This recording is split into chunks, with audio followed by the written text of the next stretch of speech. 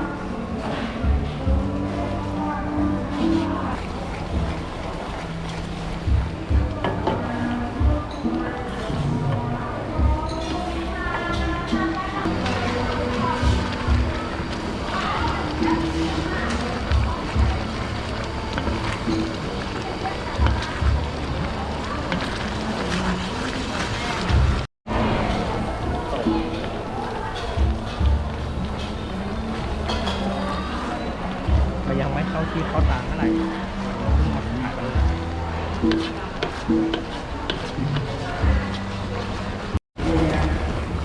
ประเด็นเลยคลองเนี่ยเปิดยังไหนพี่ขอระวังมันกระเด็นนะช่วงนี้มันจะกระเด็นครับมาก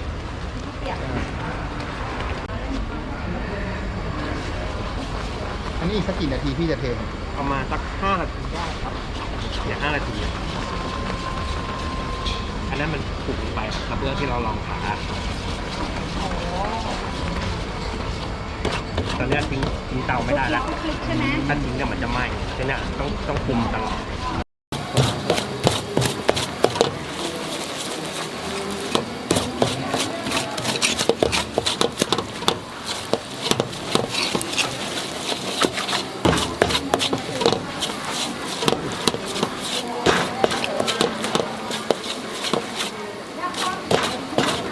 ระวังกระเด็นนะครับครับผม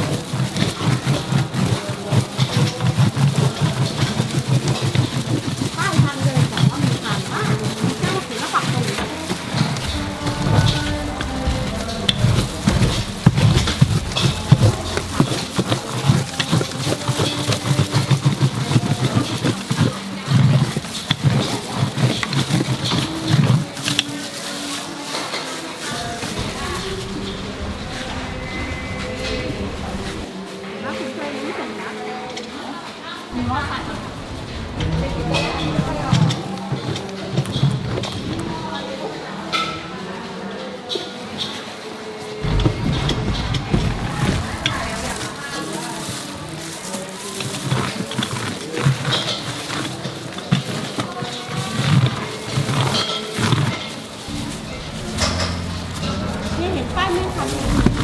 อะไรวะ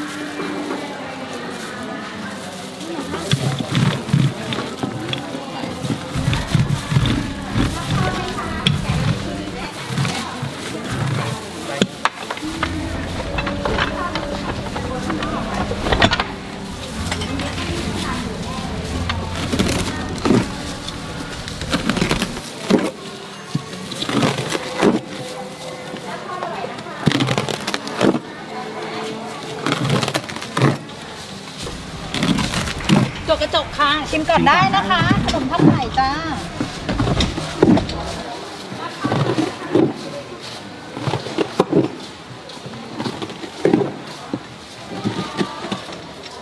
อย่างสวยเลย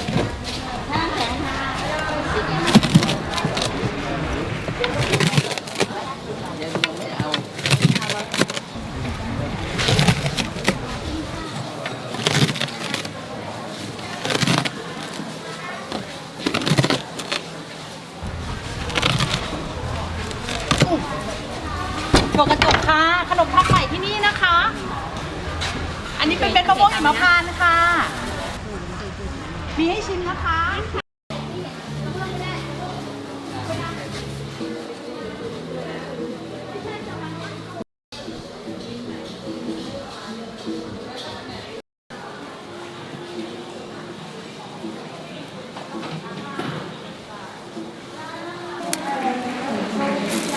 จกกระจกค่ะชิมได้นะคะ ขนมทำใหม่ที่นี่นะจ๊ะ